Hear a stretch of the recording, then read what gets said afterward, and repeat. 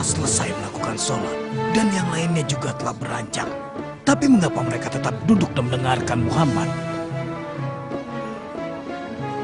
Saudaraku Abu Yasir, mereka sedang menulis wahyu yang diturunkan kepada Muhammad yang disebut Al-Quran. Ya Huyai, wahai saudaraku, mengapa mereka menulisnya kalau mereka sudah menghafalkannya di dalam dada-dada mereka, sebagaimana yang mereka katakan?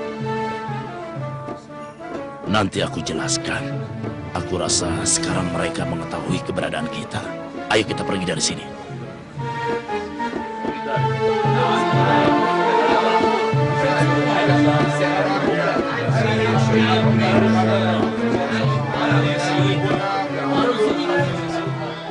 Aku masih tidak mengerti untuk apa sahabat Muhammad menulis. Yang mereka tulis itu dikirim ke Mekah untuk sahabat-sahabat mereka, lalu dipinjamkan secara bergilir. Lalu apakah di Mekah masih terdapat sahabat Muhammad?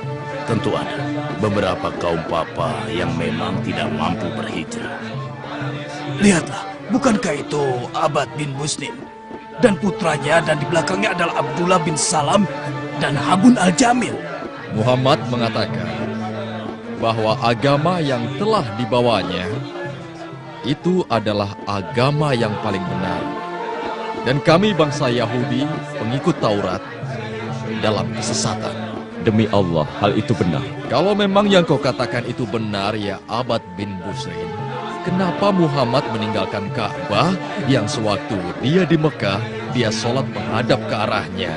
Dan sekarang, sholatnya menghadap ke Baitul Maqdis yang merupakan kiblat kami bangsa Yahudi. Cuma karena dia berhijrah ke Yasrib. Nah, dia menipu kita agar kita mengikuti apa yang dia katakan. Padahal sebenarnya dia munafik. Kurang ajar. Kalianlah sebenarnya orang yang munafik. Tidak perlu menimbulkan fitnah di antara umat, ya temanku. Pergilah, jangan urusi mereka, ya Abad. Tidak, sebelum aku menjawab pertanyaan orang ini. Ketika berada di Mekah, Rasulullah Shallallahu Alaihi Wasallam sudah menghadap ke arah Baitul Maqdis ketika dia sholat. Dan pada saat di sana, posisi sholatnya berada di antara Ka'bah dan Baitul Maqdis. Sedangkan di Madinah, tidak seperti itu posisinya. Oh, jadi maksudmu Muhammad sudah dari awal sholatnya menghadap Baitul Maqdis, begitu? Benar. Kalau memang dia berbeda dengan apa yang kami yakini, kenapa mengikuti kiblat kami dan menelantarkan Ka'bahnya? Bagus sekali, Habun. Ayo jawab anak pintar, ayo. Kenapa tidak kau tanyakan sendiri saja kepada Muhammad tentang hal ini?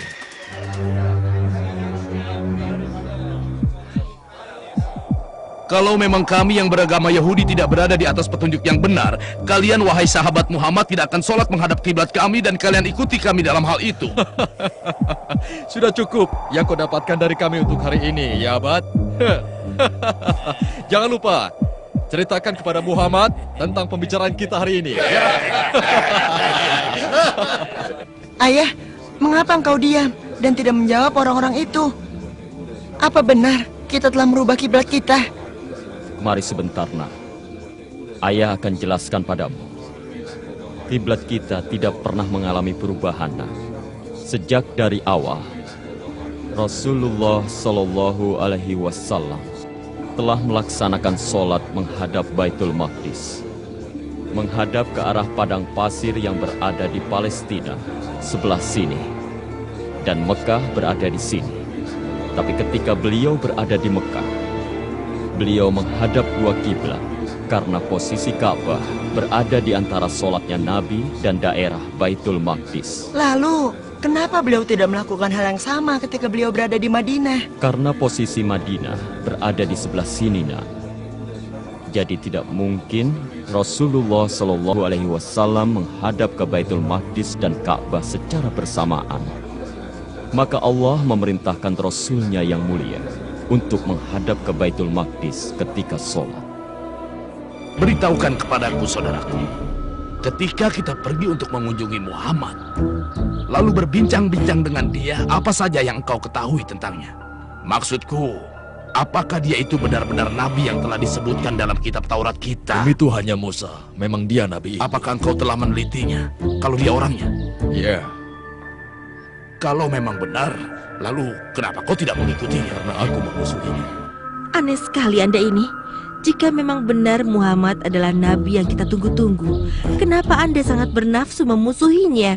Kenapa? Itu karena para rahib kita yang agung meyakini kita bangsa Yahudi adalah bangsa pilihan Allah. Dan Allah memilih kita di atas bangsa-bangsa yang lain. Karena itulah kenabian seharusnya ada pada bangsa kita, bukan bangsa yang lain.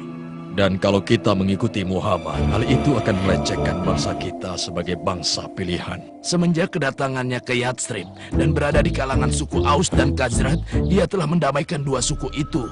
Yang sebelum kedatangannya selalu bermusuhan, padahal permusuhan mereka mendatangkan keuntungan buat kita. Berarti ini urusan keduniawian, bukan urusan agama.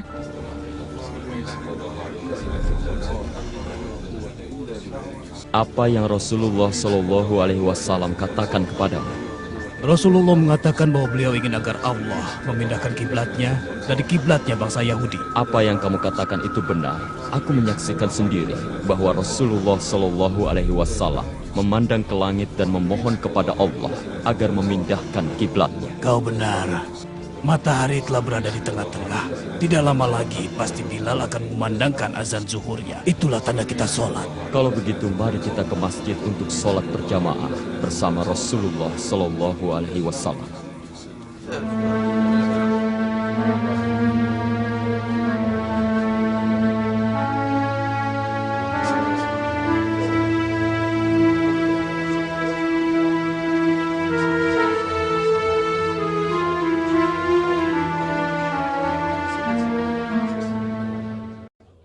بسم الله الرحمن الرحيم.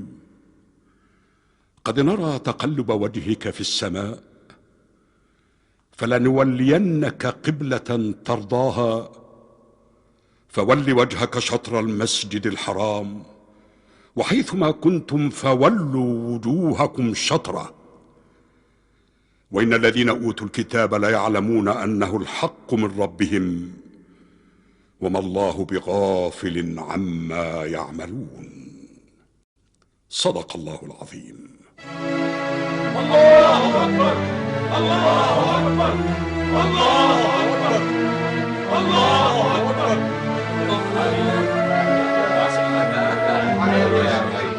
Wahai teman-teman Ansor, Allah sebagai saksi, aku telah sholat jamaah bersama Rasulullah Shallallahu Alaihi Wasallam menghadap ke arah Baitul Atiq. Maka mulai saat ini sholatlah kalian menghadap ke Ka'bah, ke arah Mekah. Allahu Akbar Allahu Akbar. Benar sekali yang kau beritakan kepadaku, ya Huyai. Tapi kami tidak akan membiarkan hal itu. Ya Abu Lahab, Oh ya, ada apa Abu Sufyan? benarkah yang sedang dibicarakan oleh kaum muslimin sekarang tentang keponakan Anda yang sudah melarikan diri ke Yathrib? Benar, benar. Mereka berkata bahwa kiblat mereka di waktu sholat telah dipindahkan ke Ka'bah. Bagus sekali. Sungguh pantas Muhammad itu bergelar makhluk terjujur dan terpercaya. Apa-apaan ini kawan? Apa kau telah meninggalkan agama nenek moyangmu dan beralih menjadi pengikut Muhammad? Sama sekali tidak.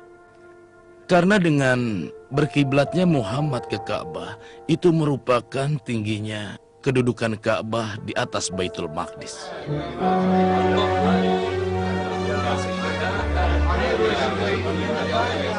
Apa jaminannya bila kita telah sholat menghadap Ka'bah? Muhammad tidak mengembalikan sholat kita menghadap Baitul Maqdis lagi. Katakanlah padaku. Sesungguhnya Allah berfirman dalam kitabnya yang mulia. بسم الله الرحمن الرحيم سيقول السفهاء من الناس ما ولاهم عن قبلتهم التي كانوا عليها قل لله المشرق والمغرب يهدي من يشاء إلى صراط مستقيم صدق الله العظيم. Orang-orang yang kurang akalnya, siapa yang dimaksud dengan itu? Kalianlah yang dimaksud, wahai rahib-rahib Yahudi, dan juga kaum dari musyrikin Arab. Dan juga orang-orang munafik seperti mereka yang telah dibeberkan kebusukan mereka melalui ayat pemindahan arah kiblat ini. Ya, baiklah, baiklah. Kalau begitu kami berjanji akan bertemu dan berbicara dengan Muhammad. Kalian jangan khawatir. Ya Muhammad, Kami ada permintaan sedikit. Permintaan mudah. Ya, kami hanya memohon kepada Anda agar kembali menghadap ke arah Baitul Maqdis, kiblatnya bangsa Yahudi ketika Anda sholat. Dan kami dan seluruh bangsa Yahudi akan mengikuti Anda dan memeluk agama Anda. Tidak. Tidak. Jangan Anda percaya pada mereka ya Rasulullah. Saya amat mengerti mereka. Mereka adalah kaum yang suka berkata bohong dan penuh kebatilan. Kau benar, Abdullah. Kami dulu adalah umat yang sesat. Tapi sekarang, kami ingin mengikuti kebenaran bersama Muhammad seperti yang telah kau lakukan. Dan nanti ketika Muhammad mengembalikan kiblat ke Baitul Maqdis, kita beberkan di hadapan publik bahwa dia melakukan tawar-menawar dengan agamanya, biar semua orang tahu siapa dia sebenarnya. Dia itu tidak pantas untuk diikuti. Sahabat-sahabatnya pasti akan meninggalkannya. Bismillahirrahmanirrahim. Ya ahlal kitab qad ja'akum rasuluna yubayyin lakum kathiran mimma kuntum tukhfuna minal kitab ويعفو عن كثير قد جاءكم من الله نور وكتاب مبين يهدي به الله من اتبع رضوانه سبل السلام ويخرجهم من الظلمات إلى النور بإذنه ويهديهم إلى صراط مستقيم صدق الله العظيم.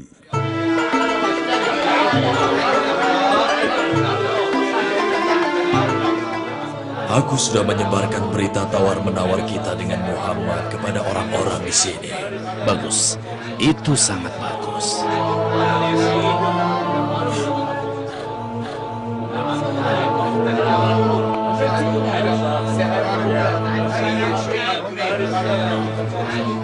Coba lihat.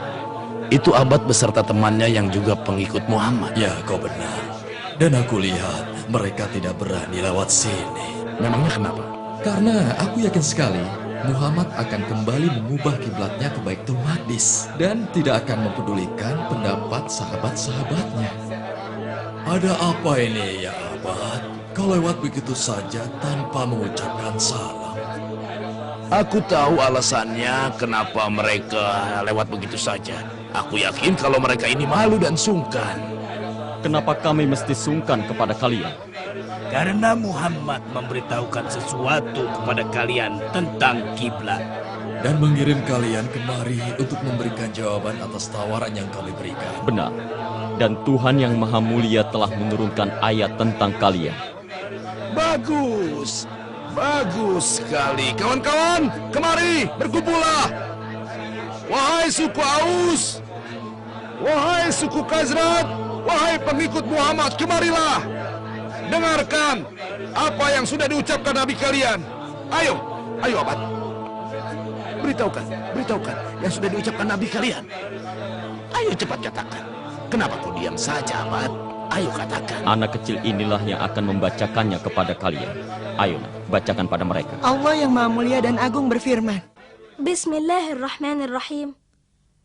ولئن أتيت الذين أوتوا الكتاب بكل آية ما تبعوا قبلتك وما أنت بتابع قبلتهم وما بعضهم بتابع قبلة بعض ولئن اتبعت أهواءهم من بعد ما جاءك من العلم إنك إذا لمن الظالمين صدق الله العظيم.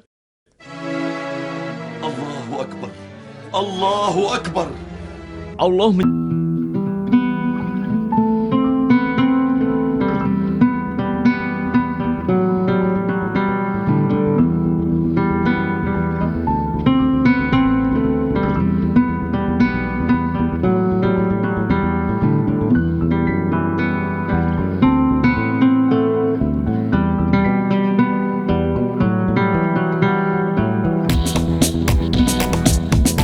Kiblat kami Baitul Maqdis tentunya lebih utama dan lebih mulia dari Ka'bah yang menjadi kiblat kalian.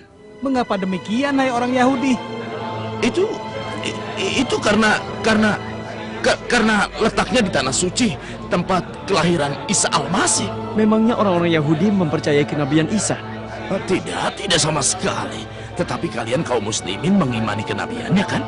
Dan Baitul Maqdis jelas lebih agung karena tanah itu tempat berhijrahnya para nabi yang diturunkan Tuhan kalian. Jadi jelas tentunya lebih agung kan? Janganlah kalian merasa senang dengan hujah kalian, wahai Yahudi. Karena perlu kalian ketahui adanya ayat yang menyebutkan keutamaan Ka'bah. Allah Subhanahu wa taala berfirman, Bismillahirrahmanirrahim. إن أول بيت وضع للناس للذي ببكة مباركا وهدى للعالمين صدق الله العظيم. Lalu bagaimana nasib sahabat kalian yang meninggal sebelum diubah arah kiblat? Dulu mereka sholat di Baitul Maqdis, jadi sholat mereka tidak sah. Kau telah berdusta atas nama Allah ya Huyai. Allah tidak akan menyia-nyiakan iman mereka. Dan Allah memberikan mereka ganjaran pahala dengan penuh dan tidak dikurangi. Seperti yang telah Allah firmankan. Apakah kalian punya dalih yang lain? semoga Allah menghinakan kalian, wahai bangsa Yahudi. Demi Allah, kalian sudah mengenal Muhammad SAW ketika disebutkan cirinya di dalam Taurat. Tetapi kalian menyembunyikannya. Dan kalian tidak pernah mau mengakuinya. Sesungguhnya Allah, malaikat-malaikatnya dan ciptaannya melaknat kalian. Bismillahirrahmanirrahim. Innal ladzina yaktumuna ma anzalna minal bayyinati wal huda min ba'di ma bayyanahu lin-nasi fil kitabi ulaika yal'anuhumullah wa yal'anuhumul la'inun. Sadaqallahul azim.